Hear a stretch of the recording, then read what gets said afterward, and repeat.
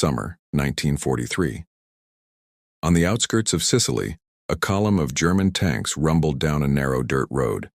Panzer IVs, the pride of the Wehrmacht, their engines growling, steel tracks grinding against the earth. To the German tank crews, the sight of advancing American infantry wasn't a threat, just another group of underarmed men about to be crushed beneath their treads. But this time, something was different.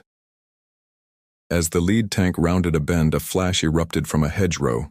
A streak of smoke and flame shot through the air, and in an instant, the mighty Panzer exploded.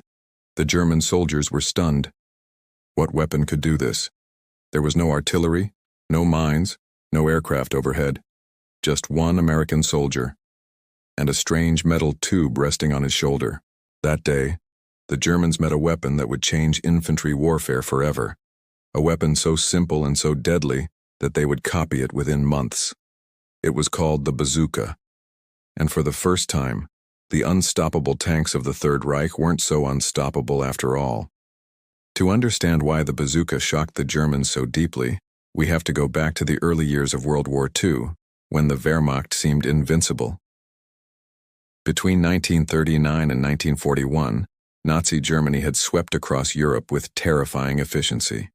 From the Blitzkrieg in Poland to the fall of France, their panzer divisions rolled over every defense in their path. The German tanks, the Panzer III, Panzer IV, and later the fearsome Tiger and Panther, became symbols of mechanical supremacy.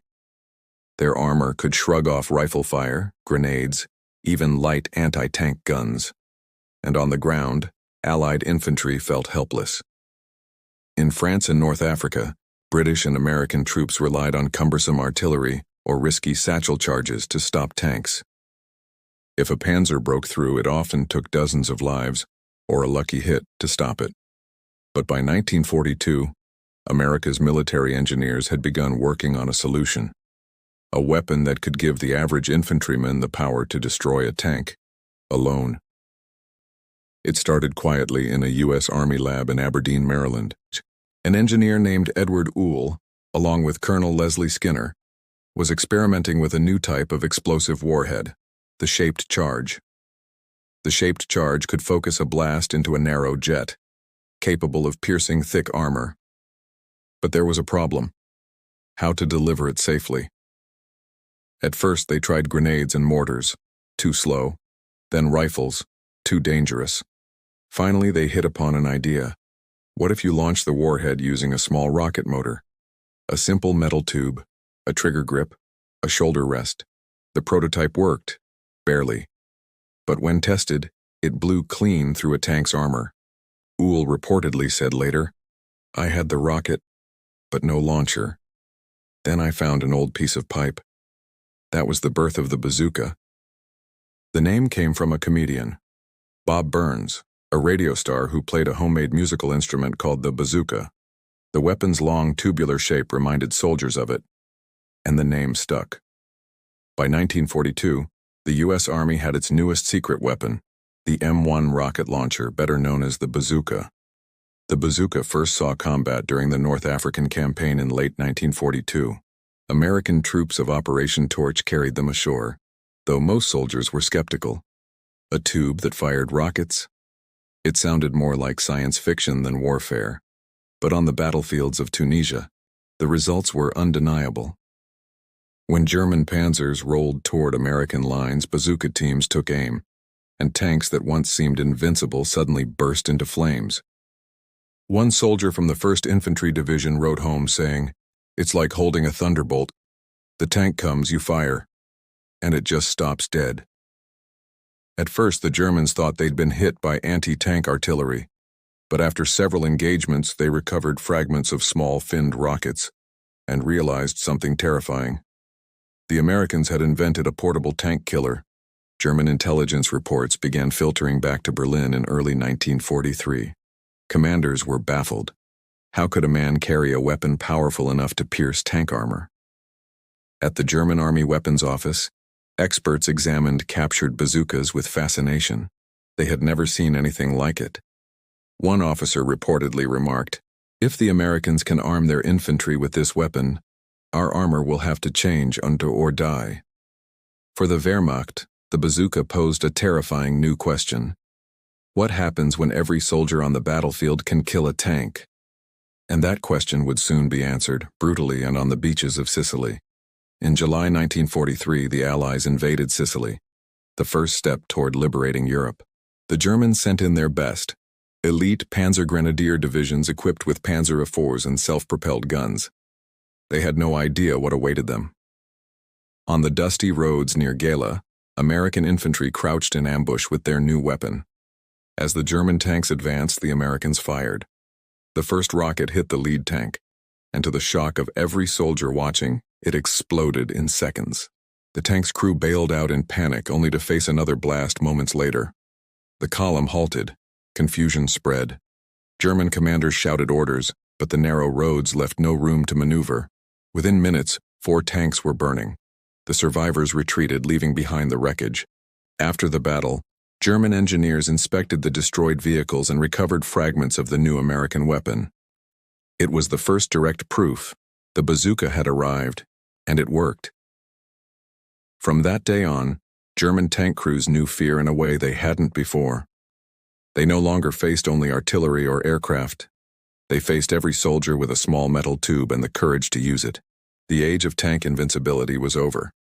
And in the coming months, the bazooka would not only change battles, it would change the very design of German weapons themselves. Because soon, the Wehrmacht would take America's invention and turn it into their own. The shock of the bazooka had only begun to ripple across the battlefields of Europe. By late 1943, word of the new American tank killer had spread across Europe and North Africa. From Sicily to Salerno, from Tunisia to the dusty hills of Italy, German commanders were whispering the same word, bazooka. At first, many in the Wehrmacht dismissed it as an exaggeration. Just another propaganda story from the Allies. How could a small tube, fired from the shoulder, possibly destroy a panzer? But the battlefield doesn't lie. And soon reports from the front would convince even the most skeptical German officers that this strange new weapon was real and deadly. Back in America, the U.S. Army realized the bazooka wasn't just another gadget. It was a revolution in infantry warfare. Films were made showing soldiers how to aim, fire, and reload the weapon. The typical bazooka team had 2 men, a gunner and a loader. The gunner aimed and fired. The loader quickly slid another rocket into the rear of the tube. Together, they could take down tanks, pillboxes, or bunkers from up to 150 yards away. Soldiers were told to stay calm under pressure, to wait until the tank was close enough to ensure a clean shot. It was terrifying work. You had to hold your ground as a 25-ton steel monster rolled toward you, and only then pull the trigger. A veteran of the Italian campaign later recalled, "You could feel the tank before you saw it, the ground shaking, the noise, and you had to wait, just wait, until it was close enough. Then you'd fire, and pray you'd hit before it hit you." Not every early bazooka mission was successful. In North Africa and Italy, the first models, the M1 and M1A1, had flaws. Moisture could ruin the rocket propellant. The electrical firing system was unreliable. And the early warheads sometimes bounced off heavy armor if the angle wasn't perfect. American engineers scrambled to fix the problems, adding better firing mechanisms and improved explosives. Still, even with its flaws, the bazooka terrified enemy tank crews. The Germans began noticing something strange. Tanks that had once advanced confidently into enemy lines were now holding back, waiting for infantry to clear the way. A single bazooka team could stall an entire armored column. And for German commanders used to the shock tactics of blitzkrieg, that was a nightmare.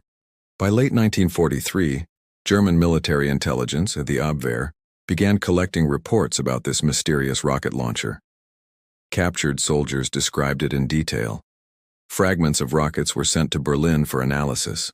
One report from the German High Command noted, "The Americans have developed a lightweight anti-tank rocket capable of penetrating 70 millimeters of armor. Infantry units equipped with it have stopped several Panzer attacks." The reaction was disbelief, then alarm, because 70 millimeters of armor was enough to pierce the side of almost any panzer in service at the time, including the formidable Panzer IV. In Berlin, the German Army Weapons Office quickly issued orders. They wanted their own version. Immediately, engineers began studying the captured bazooka designs, impressed by their simplicity. Within months, they would produce their own version, a weapon that German soldiers would call the Panzerschreck, or Tank's Terror. But before the Panzerschreck arrived on the battlefield, the Germans would have to face the original, up close. Italy became the proving ground for the bazooka's reputation. As the Allies pushed north through rugged terrain and fortified villages, German tanks and self-propelled guns defended every inch. The narrow roads and tight streets made traditional anti-tank guns hard to maneuver. That's where the bazooka shined. In the mountain passes near Monte Cassino, American infantry ambushed German armor from behind stone walls and ruined buildings. A single bazooka hit could cripple a tank's track or ignite its fuel. One German officer later admitted, "We began to fear the infantry again. Before, our tanks ruled them. Now they hunted us like wolves." The impact wasn't just tactical, it was psychological.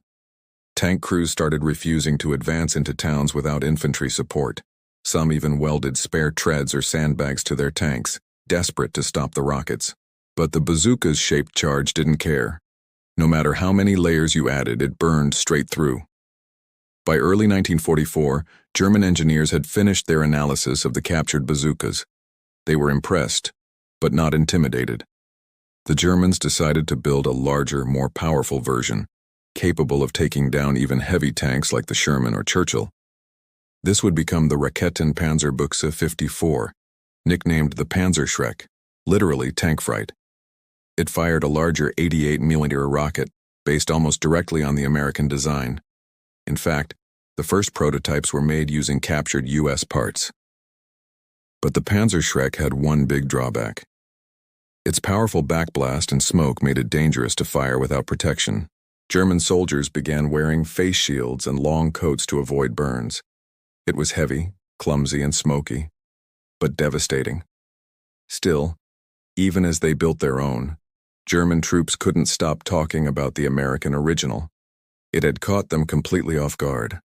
And for once, the Wehrmacht was playing catch-up. By the time the Allies landed at Anzio and prepared for the invasion of France, the bazooka had become a symbol of American ingenuity and courage. German prisoners of war often expressed disbelief at how widespread it was. Every squad, it seemed, carried one. A captured panzer commander was quoted saying, "We used to laugh at the Americans' toys. We are not laughing anymore." In the field, German crews began improvising armor, steel skirts, sandbags, even concrete blocks, to stop bazooka rockets. But the rockets evolved too, becoming stronger and faster. The arms race between tank and anti-tank weapon had entered a new phase, one that would come to a head in Normandy, where the bazooka would face its greatest test yet. From the deserts of Africa to the mountains of Italy, the bazooka had proven itself. It had turned ordinary infantrymen into tank destroyers and stripped the Wehrmacht of its most terrifying advantage. But the real shock was still to come, when thousands of bazookas would be unleashed during the largest invasion in human history. And on that day, German soldiers would finally understand what it meant to face America's portable power, up close. June 6, 1944, D-Day. The largest amphibious invasion in human history. Over 150,000 Allied soldiers stormed the beaches of Normandy. German commanders expected to face tanks and ships, but what they weren't prepared for was a single man with a rocket launcher. In the chaos of that morning, as panzer divisions scrambled to respond, a new kind of warfare was unfolding. One where infantry armed with the bazooka could strike fear into even the most elite German tank crews. And for the first time, the Wehrmacht, the army that had once rolled across Europe with unstoppable armor, found itself trapped in a nightmare of its own making. As the first waves of American troops landed on Omaha and Utah Beach, the scene was chaos. Machine guns raked the sand. Mortar fire tore through landing craft. German tanks, PZKPF-WIVs and Stu G-3 assault guns, began moving toward the beaches to crush the invasion. To the Germans, this was standard procedure. Find the infantry, roll over them, and push them back into the sea. But hidden among the hedgehogs and sand dunes were bazooka teams, small, desperate groups of U.S. soldiers trained for one purpose: destroy those tanks before they reached the shore. Sergeant James Red Devlin, part of the 1st Infantry Division, recalled years later, "We saw the tank coming down the road, black cross on the turret, and everyone dove for cover. I crawled up with the bazooka, lined up the sight, and pulled the trigger. The rocket shot out, slammed into the track, and the whole thing just stopped dead." The German tank commander inside was stunned. He had been told American infantry couldn't touch armor, but his tank was disabled in seconds. He radioed headquarters, panicked, saying, "Infanterie mit Raketen. Amerikanische Infanterie hat Raketenwaffen. Infantry with rockets. American infantry has rocket weapons." That message spread faster than the fire that consumed his tank. As the Allies pushed inland from Normandy, they entered a deadly maze, the bocage, a landscape of tall hedgerows and narrow dirt roads. Perfect ground for ambushes. German panzer divisions tried to counterattack, but in this tangled terrain, tanks were blind, and the bazooka teams were waiting. Hidden behind bushes and stone walls, American soldiers could strike from just 30 or 40 yards away. A streak of white smoke, a thunderous explosion, and another panzer was gone. In one after-action report, a German officer from the 12th SS Panzer Division Hitlerjugend wrote, "Our tanks were being destroyed by rockets fired from invisible positions. We could not locate the shooters. It was as if the Americans had ghosts with fire in their hands. The bazooka had turned the bocage into a death trap for German armor. The bazooka's effect wasn't just physical, it was psychological." For years, the Wehrmacht had believed in the power of its machines. The tank was a symbol of German superiority, the spearhead of blitzkrieg. Now, a single American private could destroy in seconds what cost Germany months to build. Captured soldiers spoke with disbelief. One Panzer crewman said, "We thought we were safe unless we faced another tank or gun. Then suddenly every bush had a weapon that could burn through our armor. We couldn't fight that." German commanders were forced to change tactics overnight. Tanks could no longer move without infantry screens. They had to advance cautiously, inch by inch, afraid of a single shot from the shadows. For an army that had once prided itself on speed and shock, that was humiliating. While German commanders reeled, American engineers and soldiers kept improving the weapon. By mid-1944, the M9 bazooka had arrived, lighter, longer, and more powerful. Its improved 2.36-inch rocket could penetrate up to 100 mm of armor, enough to take out even a Panther tank from the side or rear. In the field, soldiers customized their bazookas. They taped extra sights, carried spare rockets in canvas slings, and learned to fire from buildings or trenches with deadly precision. In one engagement near St. Lo, a single squad armed with bazookas destroyed 7 German vehicles in less than half an hour. Reports like these flooded Allied command posts. General Omar Bradley famously remarked, "The bazooka has made every man a tank killer." The Germans fought back the only way they could, with fear. They began hunting bazooka teams specifically, ordering snipers and machine gunners to target anyone carrying the weapon.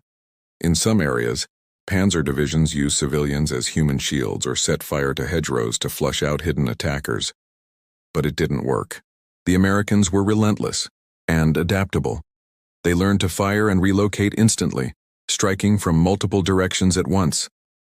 The bazooka had given them mobility, something the Germans couldn't match in their heavy tanks.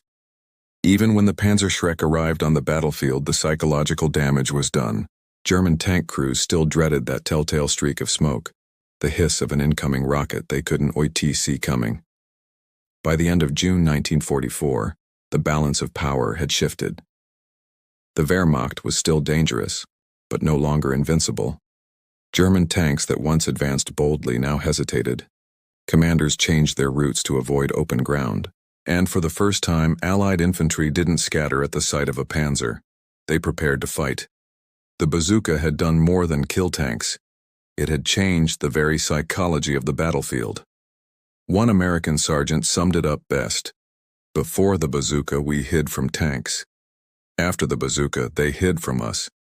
But the war was far from over. As the Allies pushed deeper into France, the Germans began to strike back with new tactics and new weapons, including their own terrifying version of the bazooka, the Panzerschreck. And what came next would turn this weapon duel into a deadly arms race across Europe. By the summer of 1944, German high command had realized something grim. The days of armored dominance were over.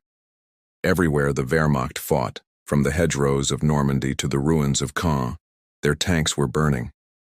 And the culprit was clear. That strange American tube the soldiers now cursed by name, der Bazooka. But the Germans weren't about to stay helpless for long. They were engineers, meticulous, inventive, and ruthless. And soon, they unveiled a weapon of their own, one that would terrify Allied troops just as much. It was their answer to the bazooka, and in many ways, an even deadlier version. It was called the Panzerschreck, the tank's terror. In late 1943, German engineers at the Heereswaffenamt, the Army Weapons Office, began examining captured American bazookas from North Africa and Sicily. They admired its simplicity, a steel tube, a rocket, a trigger, but they saw potential for more power, so they scaled it up. They increased the caliber from 60 mm to 88 meters, matching the legendary German anti-aircraft gun, the Ocht. The result was a weapon capable of punching through 150 millimeters of armor, enough to destroy even a Sherman or Churchill head-on. But it came at a price. The Panzerschreck was heavier, bulkier, and dangerous to fire. Its massive backblast could burn the shooter's face and hands. To protect themselves, German soldiers wore heavy gloves, long coats, and a metal blast shield on the launcher. It was crude, it was ugly, but it worked. And soon the weapon was in the hands of the Wehrmacht's elite. August 1944, the fighting around Caen and Falaise was brutal. Allied tank units pushed against desperate German defenses. When the first Panzerschrecks appeared, the Americans were caught off guard. Their tanks, once fearless against infantry, suddenly began exploding without warning. One U.S. tanker recalled, "We thought it was artillery at first. Then we realized the shots were coming from doorways, from 10, 20 yards away. We never saw them coming." The Germans had learned from the Americans, using ambush tactics, close-range shots, and coordinated strikes. It was now a deadly duel, bazooka versus Panzerschreck. The two weapons, one born in America, one copied and improved in Germany, began shaping every infantry engagement across France. In the villages of Saint-Lô, Argentan, and Mortagne, street fighting became a deadly chess game. American soldiers carrying bazookas stalked panzers through alleyways. German infantry armed with Panzerschrecks waited for Allied armor to appear around the next corner. It was a contest of nerves and reflexes. Who could see, aim, and fire first? Both sides developed countermeasures. The Americans started adding sandbags and extra tracks to their Shermans. The Germans camouflaged their rocket teams behind rubble and farmhouses. One German veteran from the 2nd Panzer Division later said, "We respected the bazooka. It gave the American soldier courage. But the Panzerschreck gave us back our pride, for a little while." The Americans responded fast. Their engineers developed new warheads, the M6A3, capable of defeating thicker armor. They improved accuracy, added better insulation, and even tested magnetic rockets to counter Germany's heavy tanks. By late 1944, every U.S. infantry company carried multiple bazookas. Some airborne units, like the 101st Airborne Division, used them to destroy half-tracks, bunkers, and even houses turned into sniper nests. In the chaos of the Battle of the Bulge, paratroopers famously used bazookas to destroy advancing German tanks in the snowy forests of the Ardennes. Private Thomas Cottrell of the 506th Parachute Infantry wrote, "You'd hear the tanks before you saw them, that rumble in the trees. We'd wait, let them pass, and hit them from behind. The bazooka was our only chance." By now, the bazooka wasn't just a weapon. It was part of a combined arms strategy. American forces used it alongside artillery and airstrikes to pin down and eliminate German armor. At Falaise Pocket, retreating German columns were shredded. Tanks knocked out not only by air power but by small bazooka teams hidden along the roads. What the Wehrmacht had once considered impossible, infantry halting armor, was now routine. The Panzerschreck was deadly, but it couldn't turn the tide. Germany simply couldn't produce enough rockets or train enough men fast enough to counter the overwhelming Allied advance. In many units, Panzerschrecks were used defensively, firing from cellars, forests, or ambush points. But every shot exposed their position, and Allied troops quickly learned to hunt them down with grenades and flamethrowers. It was brutal, personal combat. Man versus machine, courage versus fear. By late 1944, both sides understood something profound. The age of the invincible tank was over. For decades, generals believed that armor would dominate the battlefield. But now, a soldier with a shoulder-fired rocket could end that dominance in seconds. The bazooka had changed warfare. And even the Germans, for all their pride, admitted it. Captured Wehrmacht documents revealed the phrase, "The American rocket weapon has equalized the balance between tank and man." But the most telling evidence came from the soldiers themselves. Many German panzer crews began calling their tanks coffins on tracks. They no longer felt unstoppable, only vulnerable, exposed, hunted. The psychological shift was immense, and in war, fear can destroy an army faster than bullets ever could. As Allied forces rolled through France and into Belgium, the bazooka became an icon of American might, a symbol of innovation and resilience. In villages liberated from Nazi control, locals often watched in awe as U.S. soldiers carried the long, smoking tubes on their shoulders. It looked simple, almost homemade, yet everyone knew that humble weapon had broken the back of the panzer divisions. And as winter approached, the bazooka would prove itself once more, in the forests of the Ardennes, where Hitler's final gamble, the Battle of the Bulge, would unleash one last storm of steel. There the bazooka would meet its greatest test yet, against the monstrous Tiger II, the most powerful tank ever built. Could a man with a metal tube stand against 70 tons of German armor? The answer would come in blood and fire. December 16, 1944, the Ardennes forest, Belgium. The trees stood frozen in silence. Snow covered everything in a thick white blanket, peaceful, calm, until the thunder came. Out of the mist, Hitler's last gamble had begun. More than 200,000 German troops and 1,000 tanks surged through the fog in a desperate counteroffensive, the Battle of the Bulge. For the Americans caught in their path, it was chaos. Communications cut, supplies gone, temperatures plunging below zero. And worse, the enemy wasn't retreating anymore. They were coming straight at them. Leading the charge were the terrifying Tiger IIs, known to the Allies as King Tigers. Each one weighed 70 tons, its armor thicker than any Allied shell could easily penetrate. For American infantry, it felt like a nightmare returning from the ashes. Their rifles were useless, their grenades barely scratched the paint. Their only hope was the bazooka. Imagine being an American soldier in a snow-covered Belgian village like Bastogne or St. Vith. You hear it before you see it. The deep, metallic roar of a Tiger's engine echoing through the trees. Then, through the snowfall, a shadow appears, a behemoth of steel. The Tiger II, its 80mm gun swiveling like a beast searching for prey. The first shells tear through the air. One hit, one kill. Tanks burn, trucks explode. The world shakes. For many GIs, this was the first time facing Germany's deadliest armor.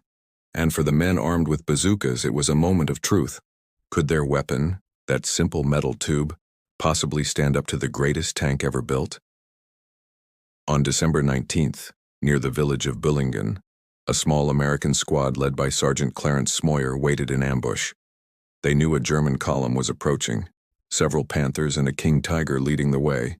Hidden behind a barn, they set up 2 bazookas. As the tanks entered the crossroads, Smoyer ordered his men to hold fire. 50 yards, 30, 20. Then, the lead tank rolled into view. A monster, its thick armor glinting under the pale winter sun. "Now," Smoyer yelled. 2 bazookas fired. The rockets screamed through the air, slamming into the Tiger's rear. Flames burst from the engine deck. The crew bailed out, coughing and burning. The Americans couldn't believe it. The King Tiger was stopped. Not destroyed outright, but disabled, and that was enough. They'd just proven the impossible. Meanwhile, deeper in the Ardennes, the town of Bastogne was surrounded. The 101st Airborne Division, cut off from reinforcements, faced the full fury of the German offensive. Every night they heard the distant rumble of Panzers circling closer. And every day, paratroopers like Private Ralph Coyle and Sergeant Denver, Bull, Randleman took up positions with their bazookas in freezing foxholes. The Germans attacked in waves, tanks, half-tracks, infantry. The Americans answered with rockets and sheer defiance. Coyle later recalled, "The bazooka was our only lifeline. You'd wait until the tank was almost on top of you. You could feel the ground shaking. And then you'd fire. If you missed, you were dead." And yet, time and again, they didn't miss. By the end of December, over 60 German vehicles had been knocked out by bazooka teams in the Bastogne perimeter alone. Even General Heinrich Freiherr von Luttwitz, commanding the German Exl-7 Panzer Corps, was astonished at how much resistance the Americans could mount with such small weapons. He later remarked to an aide, "It is not their tanks we fear, it is their courage." As the weather cleared, the skies opened. Allied aircraft finally returned. P-47 Thunderbolts and Typhoons strafed the frozen roads, finishing what the bazooka men had started. The German offensive began to crumble. Fuel shortages, destroyed bridges, and relentless ambushes stopped their advance cold. By January 1945, the once mighty panzer columns were in retreat, their burned-out hulks littering the Ardennes. For the Americans, the victory was costly but defining. They had stared down Germany's best and survived, not because of sheer power but because of adaptability, teamwork, and ingenuity. And for many German soldiers, one realization struck deep. The age of the massive tank was ending. The battlefield now belonged to the soldier who could carry destruction on his shoulder. By early 1945, the bazooka had evolved once again. The new M20 Super Bazooka arrived, a 3.5-inch monster that could pierce 11 inches of armor. It was lighter, more accurate, and devastatingly effective. But by then, Germany was collapsing. Its factories were bombed to rubble, its fuel reserves nearly gone. In a bitter twist of irony, German engineers had inspired the creation of the bazooka's successor. And now, that weapon was turning against them. One captured German officer was recorded saying, "It is a strange feeling to see your own ideas perfected by your enemy."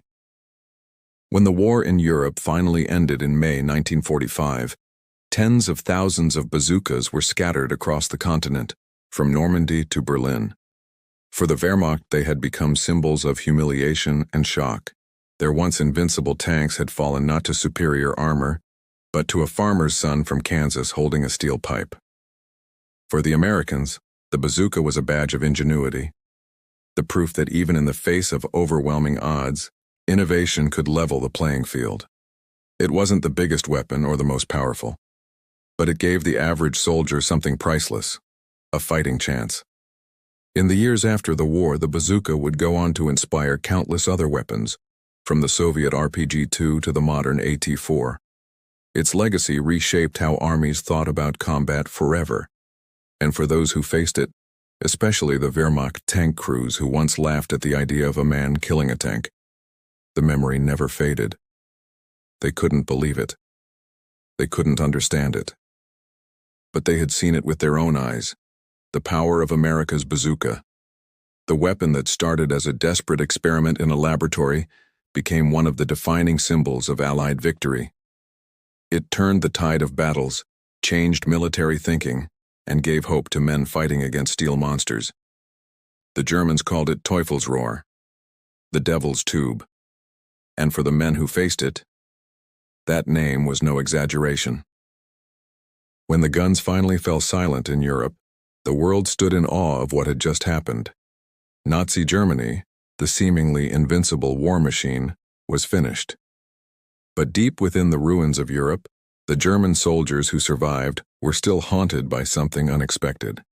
Not the massive Allied bombers, not even the Soviet tanks, It was the memory of a strange shoulder-fired weapon that could destroy their armored pride with a single well-placed shot.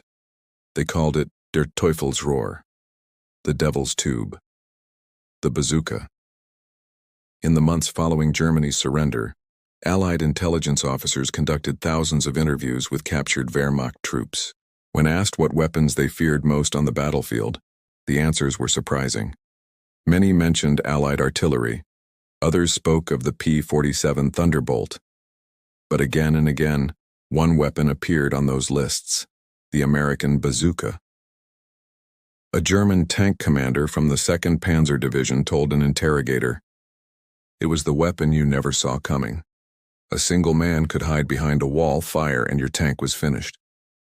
Another officer added, "Our Tiger was built to fight tanks, not ghosts.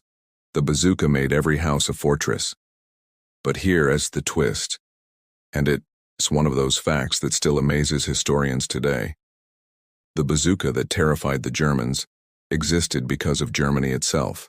During the North Africa campaign in 1942, American troops captured several crates of German anti-tank rifles and early shaped charge grenades. Among them, the Panzerknacker and Haftolladung. These gave U.S. engineers new ideas about concentrated explosive energy. Meanwhile, when the Germans first captured bazookas from U.S. forces in Tunisia, they were shocked by its design simplicity. Within months, they reverse-engineered it and produced their own version, the Panzerschreck or Tank Terror. It was heavier, more powerful, and capable of destroying almost any Allied tank. So, in a strange twist of fate, Germany had inspired the bazooka, and then the bazooka inspired Germany right back.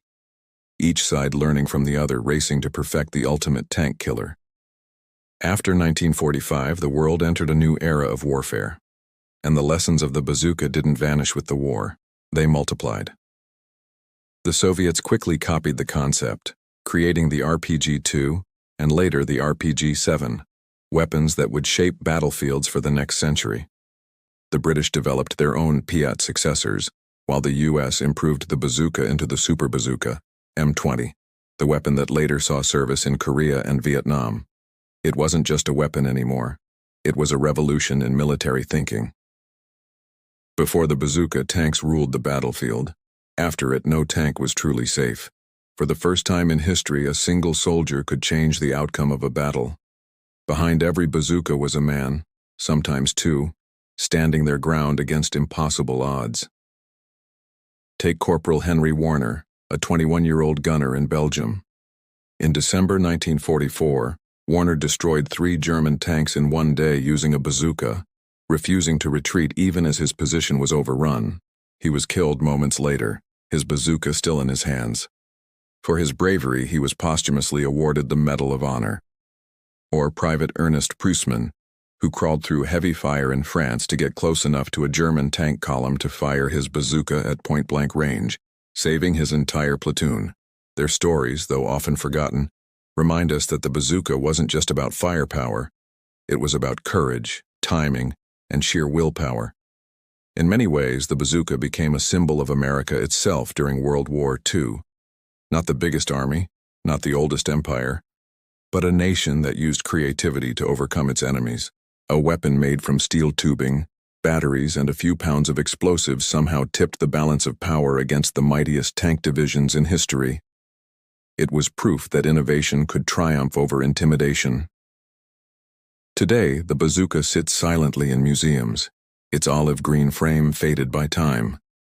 But to those who understand history, it represents far more than just a weapon. It represents the ingenuity of the human spirit, the idea that no obstacle is unbeatable when people refuse to give up. It's a story of scientists who dared to dream, soldiers who dared to use it, and enemies who couldn't believe their eyes.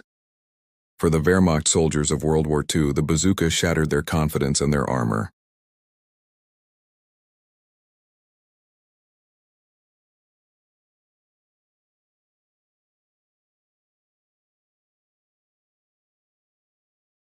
If you enjoyed this journey into the hidden stories of World War II, and you want to hear more tales of shock, courage, and innovation, make sure you subscribe to the channel and hit the bell icon so you never miss a new episode. Leave a comment below. Which World War II weapon do you think changed the war the most? Your feedback helps us bring these forgotten moments back to life. Until next time.